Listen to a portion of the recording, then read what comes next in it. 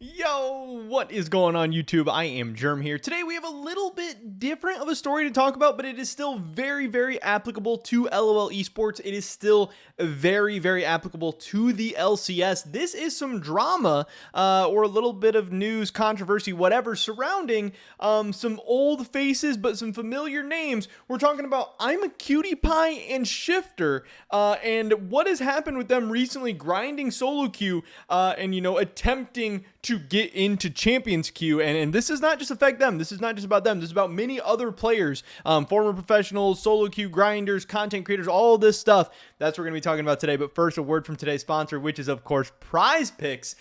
This is daily fantasy made easy. It's a really, really awesome website and app that you can get today in the Apple App Store or in the Google Play Store. You simply pick over or under on player props, and you can win up to 10x your cash. Obviously, they do esports, they do LOL esports, LCS, LEC, LPL, LCK. They do like everything. They offer so many different games for so many different teams and players. Whatever you're watching, Prize Picks has a way to add a little something extra to it to make it a little bit more interesting, a little bit more entertaining. They have been so awesome to me. They have been so great and easy to work with. Those guys over there, they're really amazing. I can really speak to, how cool and how great these guys have been.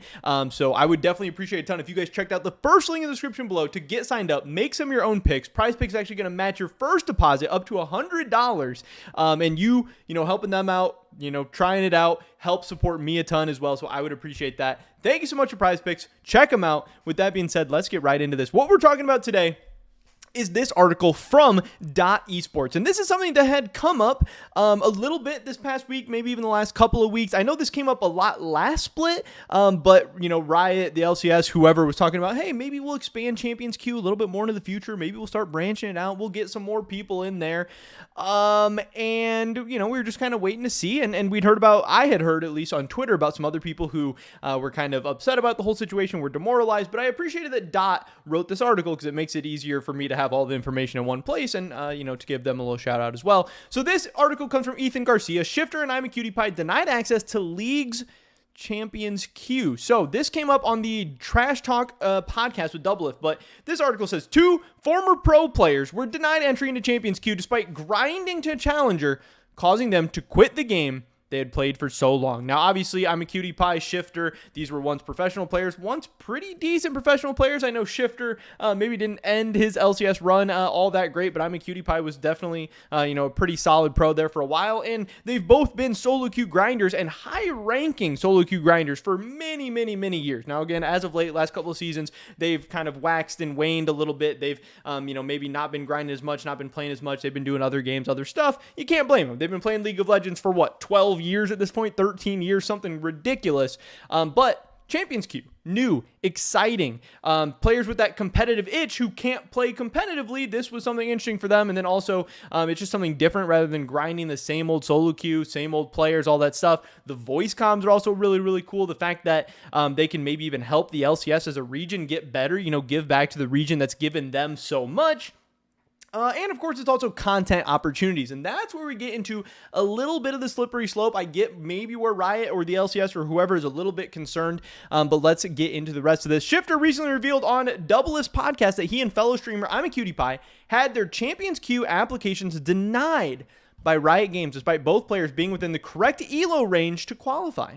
Both streamers are former professional players having competed directly in the LCS and are now full-time content creators. Various league personalities such as Tyler1 and Voyboy also do not have access to Champions Queue. And, to a lot of people, that was the big name out there when Champions Queue dropped. It was like, what if we get Tyler1 into this? What if Tyler1 makes it in Champions Queue? He might actually get to prove how he would look in a more competitive setting, how he would look against the best players in North America, really playing at their best. But again, there's also concerns of like, hey, would guys like that take it seriously? Is Tyler1 actually good enough to, make it a worthwhile practice? Like, do we really want to see Core JJ playing against Tyler1 support or anything like that? Or, Bjergsen against Tyler1 in the mid lane, or even against some of the AD carries? Do we want to see those matchups? I don't know. Some people do, some people don't. It would, of course, depend on how toxic they are, how serious they take it, and how good they prove to be overall. But yeah, I mean, these guys were all denied or have just not been able to get access into this thing.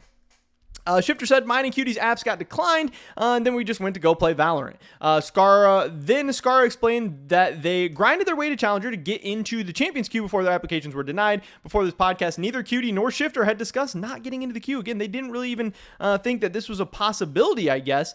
And again, they have a quote here. I get it. They want to make it a competitive atmosphere, Scara said, but you can't say that Qt is worse than all of those players in Champions queue. That's why Qt and Shifter are playing Valorant now. And I think this kind of sucks, but like I said, I kind of get it because it is a slippery slope. You need Champions queue to be the most competitive. It defeats the purpose if you just let everyone from solo queue over into Champions queue. Yes, that would give the pro players a competitive environment to play on low ping, so maybe that would help a little bit in some ways still. But if Champions queue just has everyone from solo queue coming over, one, that makes solo queue way worse. It's going to make queue times in solo queue way worse than they already are.